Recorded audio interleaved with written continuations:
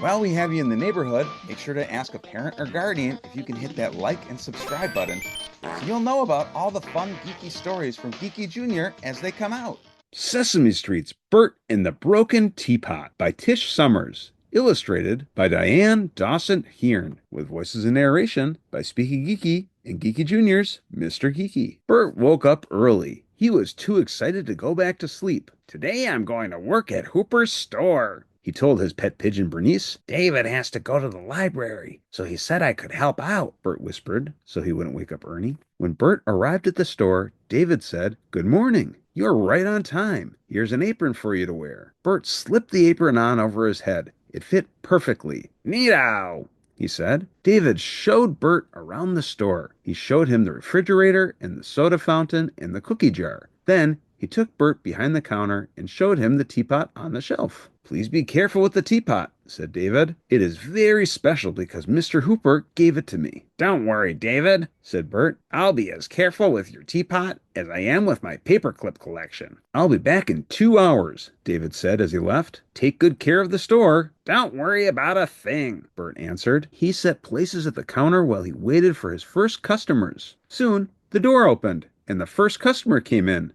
"Hi, Bert," Ernie said. "How's it going?" Bert smoothed his apron. "Fine, Ernie," he said. The door opened again, and 3 more customers came in. "Hi, Bert. May I have a glass of milk?" Prairie Dawn asked. "I'd like some Brussels sprouts," said Harry. "Cookie, please," said Cookie Monster. "Coming right up," said Bert. He knew that was what David said when he was waiting on customers. Maria opened the door. "Hi, Bert," she said. She was surprised to see him. "Where's David?" "He's at the library," Bert told her. "And I'm minding the store." "David always makes me a cup of tea," said Maria. "Could you do that?" "You bet, Maria," said Bert. "Oh, Bert," said Prairie Dawn. "May I have some more milk, please?" "Coming right up," said Bert. Bert was trying to serve his customers as fast as David did. He reached for the milk. "Watch out for the teapot," cried Maria. But it was too late. Bert knocked the teapot off the counter. Crash! It fell to the floor. "Oh, no!" cried Bert. "I have broken David's teapot." Everyone stared at the pieces on the floor. "Maybe Louise could fix it," said Prairie Dawn. "Yeah," said Harry. "I break lots of things, and Louise always fixes them." "Go ahead, Bert," said Maria. "I'll watch the store while you go to the fix-it shop." Ernie and Bert carefully picked up the pieces and put them in a paper bag. Bert hurried to the fix-it shop. When he got there, Louise was fixing a radio. "Hi, Bert," Louise said. "What can I do for you?" "I was working at Hooper's store, and I broke David's teapot," Bert told him. He handed Louise the bag full of broken pieces. "Can you fix it for me?" Louise put the broken pieces on the counter and looked at them. "I'm sorry, Bert," he said. "The pieces are too small to glue together." "Are you sure?" Bert asked. Louise nodded his head. "Well, thanks anyway, Louise," Bert said. He left the fix-it shop. He felt very sad. Bert wandered down Sesame Street, wondering what to do. "Hey, you with the pointy head," Oscar called as Bert passed the trash can. "You look sad and miserable. Really great. What happened?" Bert held out the paper bag full of broken pieces. "This was David's special teapot," he said, "and I broke it." Oscar peered into the bag. "It's beautiful," he said. "Want to trade?" Oscar disappeared into his trash can and slammed the lid shut. A minute later, he popped up, holding his favorite grouch teapot. It was cracked and broken. "It's great for making hot mud with marshmallows," Oscar said. Bert sighed. "Thanks anyway, Oscar," he said. "I don't think it would take the place of the teapot Mr. Hooper gave David. What will I tell David?" Bert wondered as he walked past 123 Sesame Street. "Hi, Bert," Big Bird called from his nest. "Why are you so sad?" "I was minding the store for David, and I broke his special teapot," Bert told him. "Oh."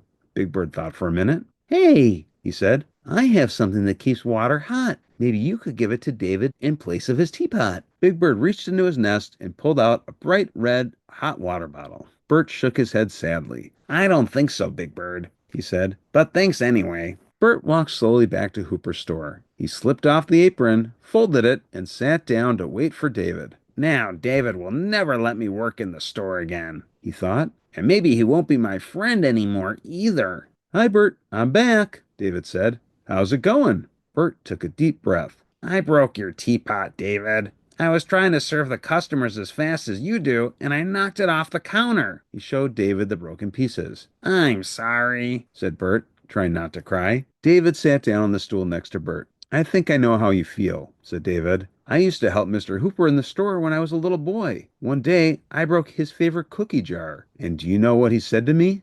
What? Asked Bert. Mr. Hooper said, my friend David is more important to me than any cookie jar. David smiled. And you know what, Bert? What? Asked Bert. My friend Bert is more important to me than any teapot, said David. I'll buy you a new teapot, Bert said bravely. I'll save my money and maybe I can sell my paperclip collection. I have a better idea, said David. What's that? Asked Bert. You can help me in the store again next Saturday, David said. Do you mean it, David? Asked Bert. Really? I will try not to break anything ever again. I promise I will be very careful. I know you will, said David. The end. Don't forget to visit GeekyJr for more of the stories that you love, only on GeekyJr and SpeekyGeeky. Ask a parent or guardian if you can subscribe to GeekyJr today.